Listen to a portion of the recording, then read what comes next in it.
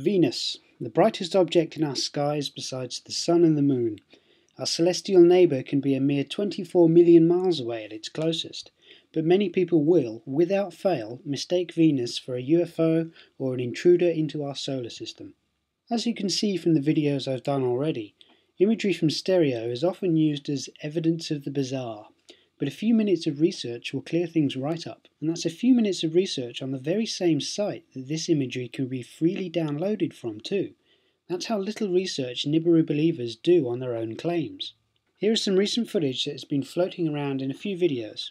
Proponents say all manner of things, how it could not be Venus because of the way it moves, how it must be emitting something because of the strange shapes that are visible, how its position means it's only visible to people in Antarctica even.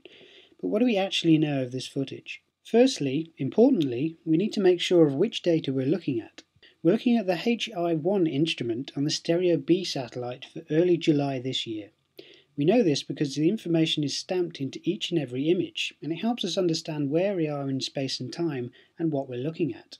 Using this information, that some people strangely have cropped out of their videos, and others have erroneously referred to as data from the SOHO satellite, we can have a look at any solar system map that you want to use to get our bearings. Many of you know that I use Celestia, so let's have a look. We know the orbits of the individual stereo satellites. STEREO-B, being the behind satellite, puts our position in space in this area here. We also know that the HI-1 instrument, the heliospheric imager, looks at the space between the Sun and the Earth, the Sun sitting just outside its field of view, as shown here.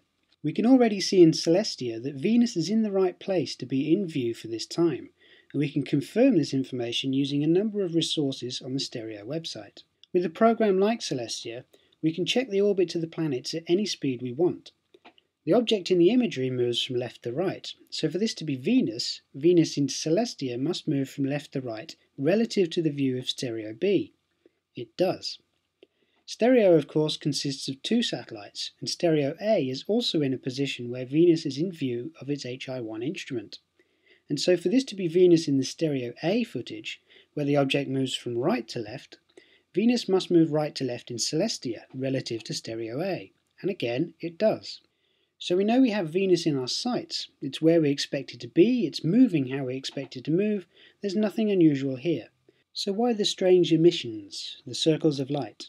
The simple answer is internal reflections, light bouncing around the instruments and off the satellites themselves. You can find more information on this page. These are known artifacts. They've occurred in the past, they will occur in the future. There is nothing abnormal about them. Bright light source, delicate optics, internal reflections. A lens flare, if you will.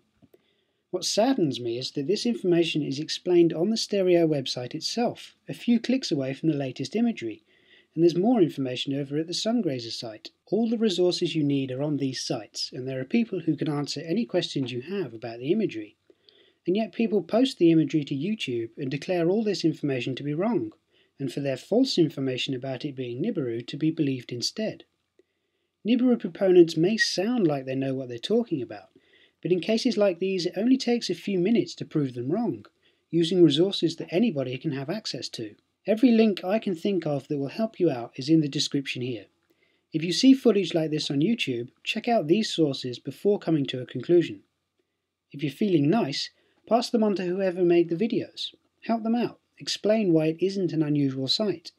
Point them in the right direction for additional information. For if the proponents of the strange claims haven't used these links themselves, then they're probably talking nonsense. In other words, it's one thing to pile up a bunch of evidence, go, look, I have this radical new idea, here's my arguments in support of it. Okay, interesting, but what are the counter arguments? Have you thought about that? Have you thought, what else could be explaining this? Because if you don't do it, somebody else will, usually with great glee, in a published public forum.